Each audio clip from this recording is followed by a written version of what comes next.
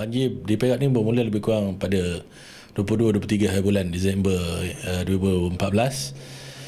Apabila limpahan air daripada empangan-empangan yang berada di Perak, daripada Temenggor di bahagian utara Perak tu mula memasuki sungai-sungai Perak. So dia bermula daripada kawasan Gerik, Lenggong melalui aliran sungai Perak. Kemudian dia pergi kepada Kuala Kangsar. Selepas Kuala Kangsar dia pergi ke kawasan Parit. Kemudian akhirnya dia setakat ini berada di kawasan Kampung Gajah. Kita jangkakan mungkin banjir itu akan berada di Teluk Intan, tapi paras air di Teluk Intan tinggi namun tidak melimpah kepada kawasan-kawasan penempatan yang ada. So Teluk Intan masih tidak banjir. So itulah secara keseluruhannya banjir yang telah berlaku.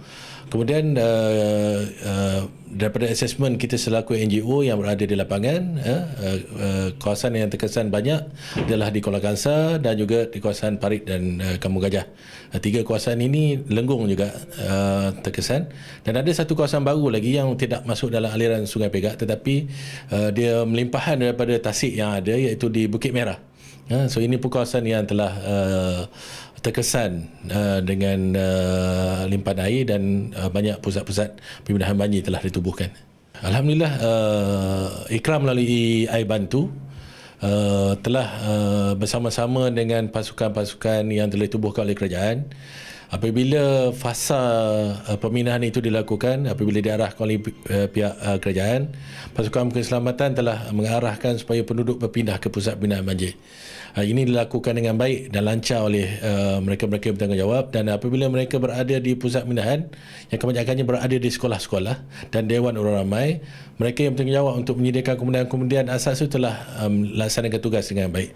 Bagi pihak Air Bantu, kita adalah komplimen, kita adalah komplimen dan juga kita adalah sokongan kepada tugas-tugas yang dilakukan baik oleh agensi yang sedia ada. Cuma Air Bantu ini kita buat komplimen apa yang diperlukan oleh masa-masa banjir tersebut. Ini kita buat ke semua daerah. Misalnya kita dapat tahu bahawa sejumlah lebih kurang 1,800 keluarga dan lebih daripada 50 pusat pendapatan banjir berada di Perak. Dan contohnya apabila kita berada di Kuala Kangsar, kita pergi berjumpa dengan mereka yang in charge di pusat pendapatan banjir, dan kita bekerjasama dengan mereka dan kita ramah mesra dengan masalah banjir dan menanyakan apa keperluan-keperluan lain yang mereka perlukan.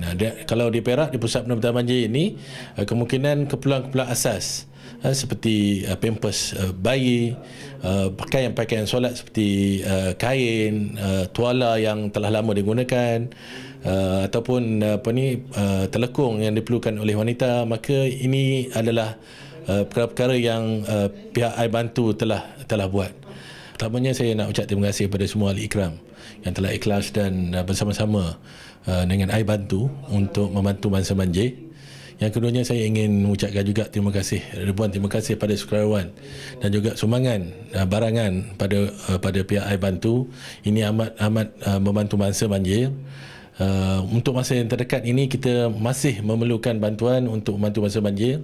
Kita cadangkan untuk memberi pack ibadah sebab di Perak ini masa banjir tidak dibenarkan pulang ke rumah kerana air masih tidak surut lagi, dan kita jangka banjir ini akan mengambil masa yang panjang untuk surut.